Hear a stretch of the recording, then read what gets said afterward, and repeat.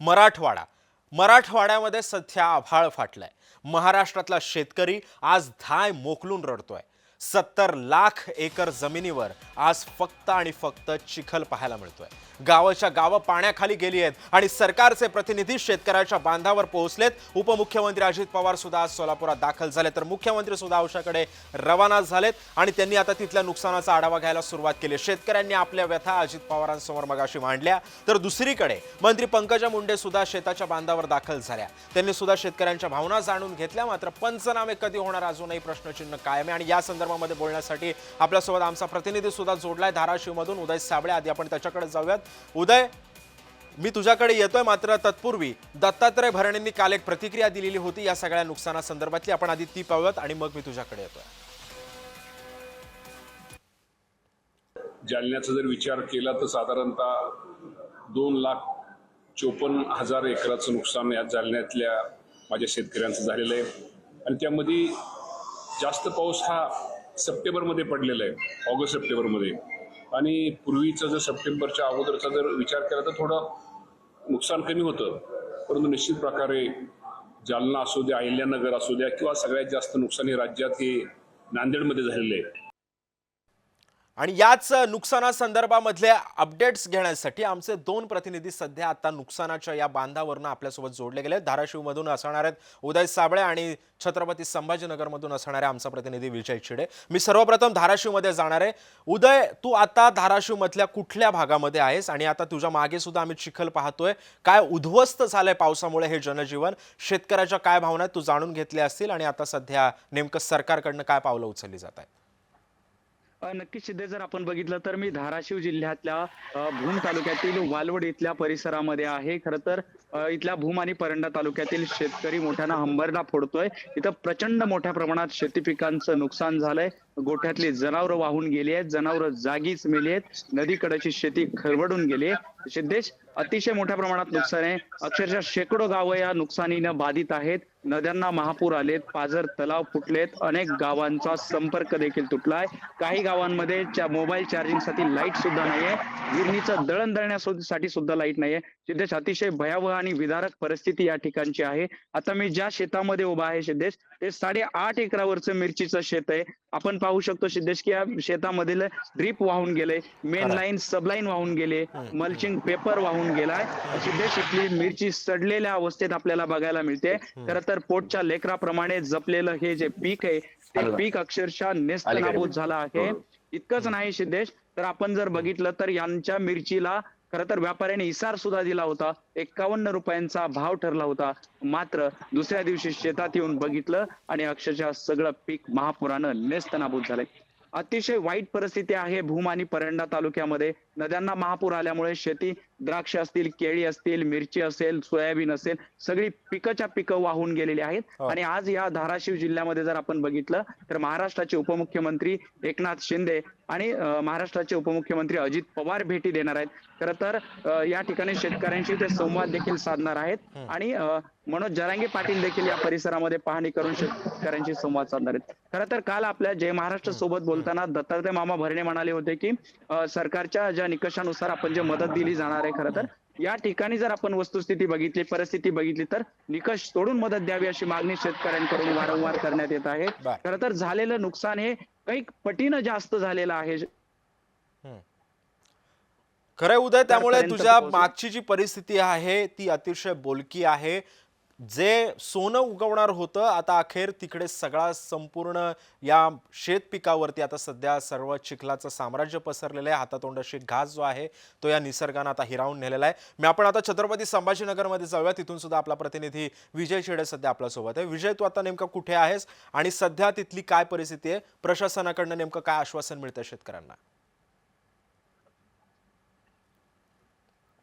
नक्कीच सिद्धेश, जर पाहिलं तर छत्रपती संभाजीनगरच्या पैठणमध्ये जो आहे तो पावसाने हाहाकार माजवला आपल्याला पाहायला मिळतात। काल दिवसभर जर पाहिलं तर आपण जय महाराष्ट्राच्या दृश्यामध्ये जे आहे ती संपूर्ण पैठणची परिस्थिती दाखवली होती। अक्षरशः शेतकऱ्यांच्या शेतामध्ये कमरे एवढं पाणी साचलं होतं, त्यामुळे शेतकऱ्यांचं मोठं नुकसान जे आहे ते पैठणमध्ये झाल्याचं पाहायला मिळतं। त्यानंतर महसूल विभागाचे अधिकारी जे आहेत ते त्या ठिकाणी पंचनामा करण्यासाठी दाखल देखील झाले आपल्याला पाहायला मिळाले होते। मात्र सध्या जर पाहायला गेलं तर शेतकऱ्यांचं हातोर अस्त्रवरील नुकसान जे आहे ते झालेलं आहे। मराठवाड्यामध्ये देखील तीच परिस्थिती जी आहे ती निर्माण झाल्याची पाहायला मिळत आहे. मी सध्या पैठण तालुक्यामध्ये या ठिकाणी जर बघितलं दूरपर्यंत जी आहे ती शेती आहे कपाशीची. मात्र ही कपाशीची शेती जी आहे ती वरून जरी सुंदर दिसत असली मात्र ती आता कुठंतरी आजारी झाल्याची म्हणावं लागेल. कारण एक माणूस जो आहे तो वरून सुंदर दिसतो मात्र त्याला आजाराने विखळा घातलेला असतो, अशी परिस्थिती जी आहे ती आता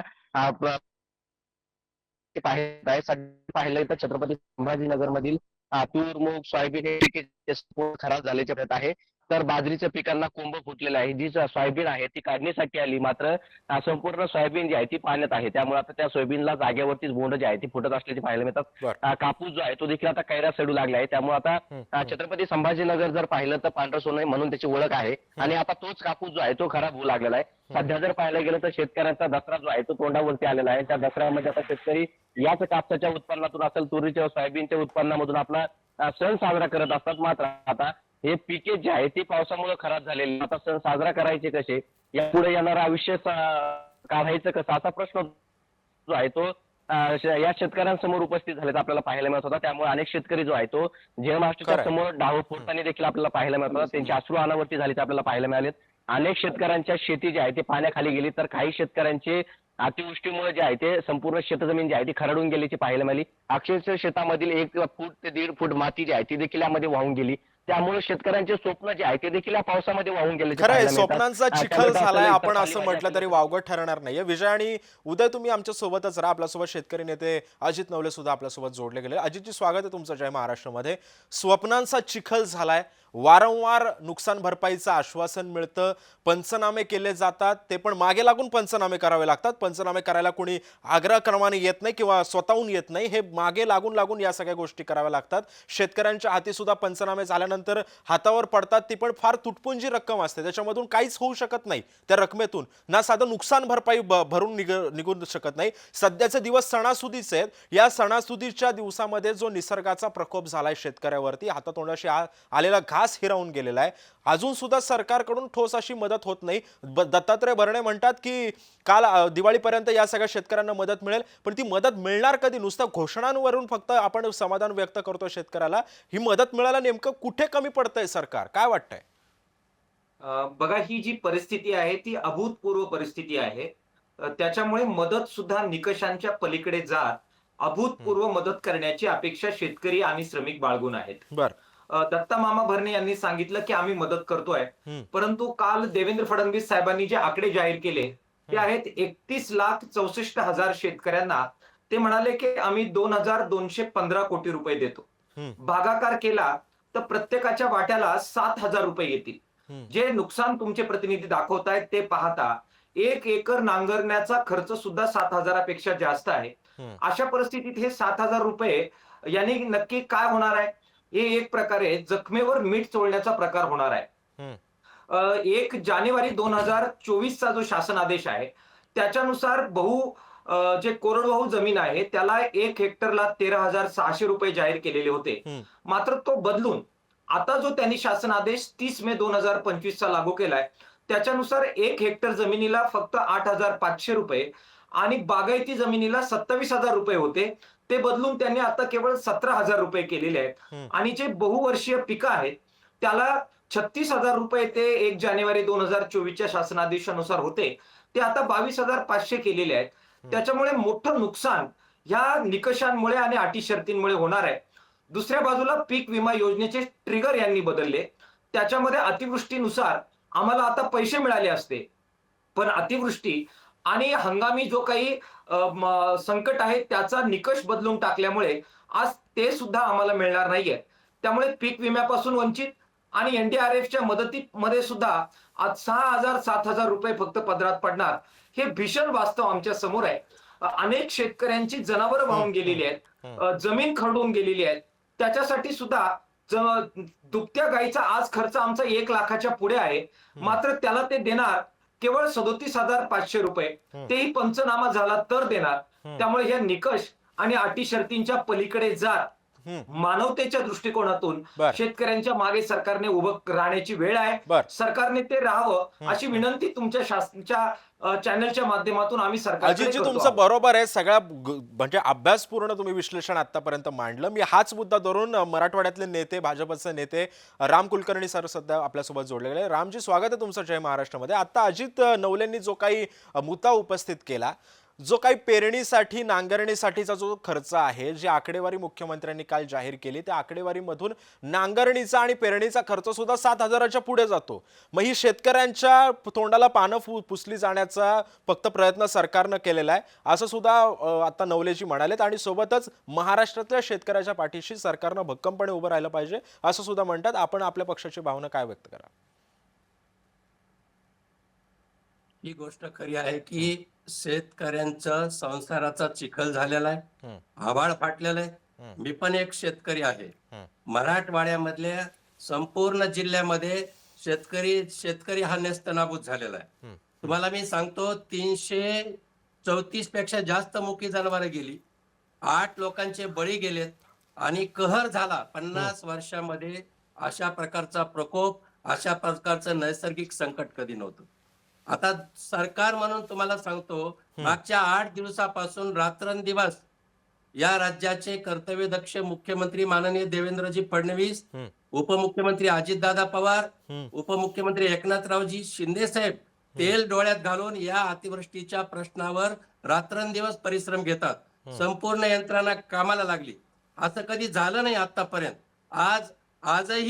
आजही पाणी ओसरलेलं नाही. गावाची गावं पाण्यात आहेत. पण मंत्रिमंडळाची बैठक घेतली, शासकीय यंत्रणा कामाला लावली. त्याचबरोबर आज राज्याचे मुख्यमंत्री, उपमुख्यमंत्री, सारे मंत्री, सर्व खासदार, सर्व आमदार शेतकऱ्याच्या बांधावर आहेत आणि नुसतं बांधावर जाऊन नाटक करत नाहीत. मी अजितदादा नवले या ठिकाणी शेतकऱ्यांचे नेते इथे आहेत. मंत्री आज शेतकऱ्यांची अवस्था दयनीय पाहण्यासाठी प्रॅक्टिकली कमरा एवढ्या पाण्यात आहेत. ओढीवर जातात, बोटीवर जातात, ट्रॅक्टरनं जातात. जालन्यामध्ये आज सकाळी आमच्या नेत्या पंकजाताई मुंडे ट्रॅक्टर मध्ये बसून कमरा इतक्या पाण्यामध्ये पाहणी करतात आणि हे चित्र भयानक आहे. सरकारनं काल 2,215 कोटी रुपयाची मदत जाहीर केलेली. खरं म्हणजे ही मदत अजितराव म्हणते तसं कमी आहे, पण याचे आता निकष यायचे आहेत. आता सोलापूरमध्ये अजितदादाने सांगितलंय की पाणी वसरू द्या, तिथं शेतकऱ्यांची पाहणी करण्यासाठी अधिकाऱ्याला जाता येईल असं होऊ द्या म्हणून पंचनामे करण्याचं काम तातडीने चालू केलेले आहेत. अधिकाऱ्यांच्या बैठका आहेत. सर्व जिल्ह्याचे जिल्हाधिकारी या पूर्ण यंत्रणेवर लक्ष ठेवून आहेत. मला अजितदादा नवलेंना हे पण सांगायचं आहे की माजलगाव तालुक्यात अजून गावात पाणी वसरलेलं नाही. गोदाकडचं पाणी नाही, मांजरा नदीचं पाणी वसरलेलं नाही, सिंदपणा नदीचं. आज परिस्थिती अशी आहे आणि म्हणून सरकार शेतकऱ्यांच्या पाठीमागं खंबीरपणे उभा आहे. ते म्हणतात ते खरंय की कितीही मदत, पण मायबाप सरकार याच्यापेक्षा आता वेगवेगळे निकष येतील की जनावर मुकी जनावर वाहून गेली त्यांच्यासाठी मदत, विहिरी बुजून गेल्यात त्यांची मदत, जमिनी खरडून गेल्यात. जी आमची काळी माय जिथं आता खडक उघडा पडलाय, किती मोठं दुःख आहे. शेतकऱ्यांचं हे दुःख कधीच भरून निघू शकत नाही आणि म्हणून शेतकऱ्यांचं दुःख कधीच भरून निघू शकत नाही असं तुम्ही म्हणताय रामजी, हे खरंच बरोबर आहे. मात्र राज्यामध्ये अनेक जिल्ह्यांमध्ये पावसामुळे सध्या जनजीवन संकटात आलंय असं पाहायला मिळतंय. पावसाळा संपण्याच्या वाटेवर असतानाच मुसळधार पावसानं पिकांचं अतोनात नुकसान तर केलंच, तर काही ठिकाणी शेतजमिनी वाहून गेल्याच्या सुद्धा घटना समोर आल्या. छत्रपती संभाजीनगर असेल, जालना असेल, बीड असेल, लातूर, धाराशिव, नांदेड या ठिकाणी आतापर्यंत 337 जनावरं दगावली आहेत. आता जर यासारखी परिस्थिती जर उद्भवत असेल, जर जनावरं वाहून जात असतील, बरं ही काय पहिली वेळ नाहीये. 2 वर्षापूर्वी सुद्धा असाच काहीसा माहोल मराठवाड्यामध्ये निर्माण झालेला होता. छत्रपती संभाजीनगरच्या घरं उद्ध्वस्त झाली होती पावसामुळे. त्यावेळेस आपण शहाणं का नाही झालो? आपल्याकडे सगळ्या सुविधांचा एवढा सुविधा आपल्याकडे भरभरून आहेत. आपण तांत्रिकदृष्ट्या पण एवढे सक्षम आहोत की आपण काहीतरी उपाययोजना करू शकतो. जर अशा पद्धतीची परिस्थिती जर उद्भवत असेल तर कुठेतरी आपण प्री प्लॅन करायला हवं असं नाही वाटत अजितजी? नक्कीच आपण दीर्घकालीन उपाययोजना केल्या पाहिजेत. आपण त्या सातत्यानं टाळतोय आणि आजचा दिवस कसा तरी काढायचा ह्या पद्धतीने आपण जगतोय.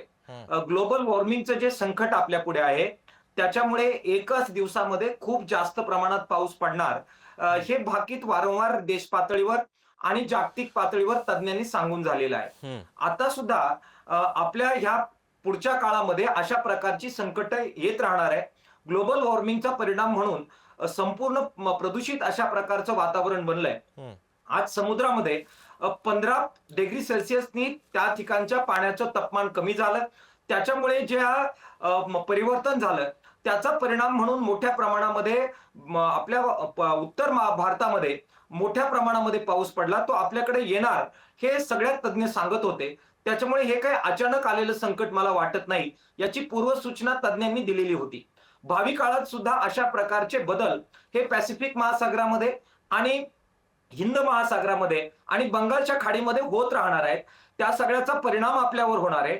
त्यामुळे त्या सगळ्याचा विचार करून हे जे अति पाणी साठेल त्याचा निचरा तातडीनं कसा करायचा आणि कोणत्या प्रकारची पिकं लावायची जेणेकरून भरपूर पाऊस पडला तरी ते तग धरू शकतील, त्याच्या संशोधनाला सामोरं जायचं. हे दीर्घकालीन उपाय सुद्धा आपल्याला करावे लागतील. राज्य आणि केंद्र सरकारने संयुक्तरित्या हे प्रयत्न सुद्धा आगामी काळात केले पाहिजेत. बर, हे सगळे प्रयत्न आगामी काळामध्ये करायला हवेत हे तुमचं म्हणणं आहे.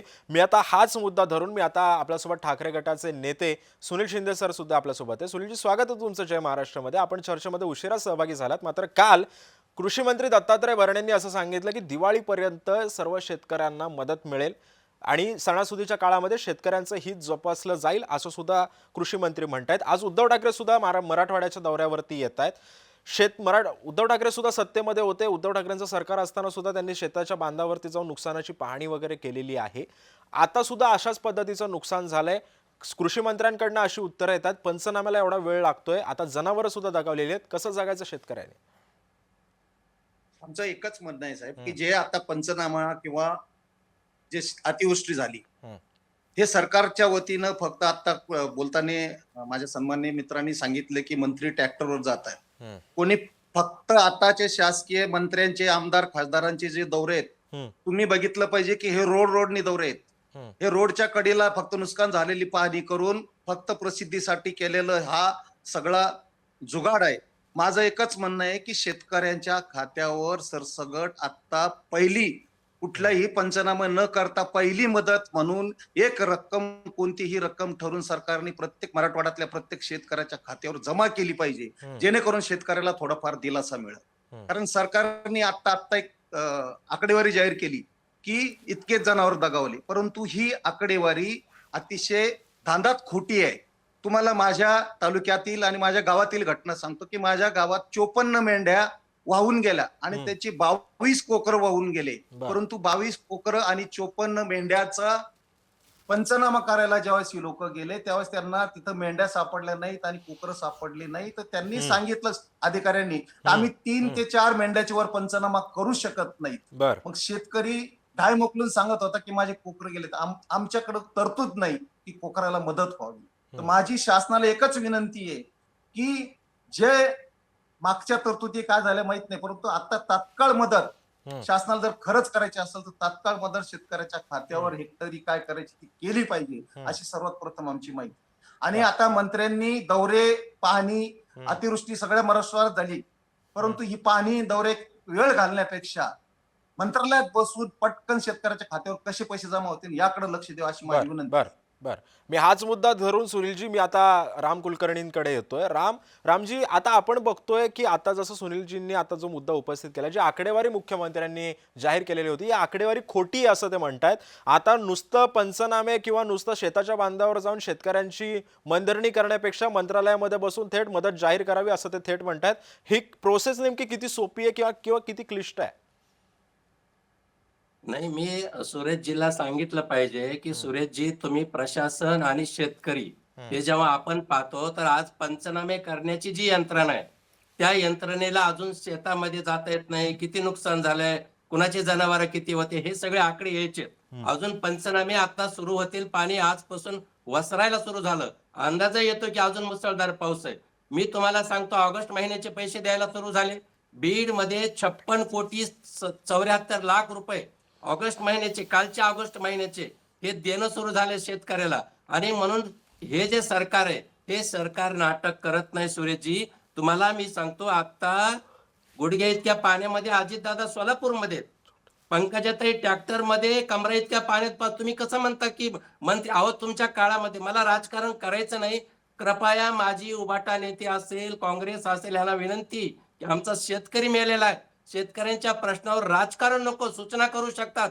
मी अजितदादा नवलेंचं या ठिकाणी स्वागत करील की त्यांनी सांगितलं की हे संकट टाळण्यासाठी काय केलं पाहिजे. म्हणजे आमचा मराठवाडा आम्ही आतापर्यंत मागणी करीत होतो, गोदावरी खोऱ्यातलं पाणी आम्हाला द्या. आज गोदावरी खोऱ्यातून एवढं पाणी वाहत चाललंय की आमचे गावचे गाव त्याच्यामध्ये वाहून चालले. म्हणजे सत्ताधारी असतील किंवा असे काही मान्यवर शेतकरी नेते असतील, ह्या सूचना घ्यायला पाहिजेत. सुरेशजी, तुम्ही पण चांगल्या सूचना करा. त्याच्यावर आपल्याला राजकारण मुळीच करायचं नाही. सरकार खंबीरपणे पाठीमागे आहे. आणि मग जर काढायचा मधल्या जुन्या खालपा, तर मी काढायला इथं बसलो नाही, कारण तुम्ही पण 2.5 वर्षे मुख्यमंत्री होतात. 2019-2021 ला भयानक तीच पुनरावृत्ती त्याच्यापेक्षा अधिक झाली. पण त्या काळात तुम्ही काय केलं? तुम्ही आलाच नाही, तुमची मदतच मिळाली नाही. नको नको नको, हे आम्ही काहीच काढणार नाही. खरंय. आज त्यामुळे आता या शेतकरी सगळ्या अडचणीत आहे. रामजी सगळं बरोबर आहे, तुमचं सुद्धा बरोबर आहे, सुनीलजींचं पण बरोबर आहे, सगळ्यांचंच बरोबर आहे. मात्र आता राजकारण थोडंसं कुठेतरी बाजूला ठेवून आपण आता शेतकऱ्याला कसं उभारी देता येईल या दृष्टीनं पावलं उचलली पाहिजेत. आणि आपण सोबतच राहा. मात्र आणखी एक मोठी बातमी येते, ती म्हणजे अशी की राज्यातल्या स्थानिक स्वराज्य संस्थांच्या निवडणुकींसंदर्भात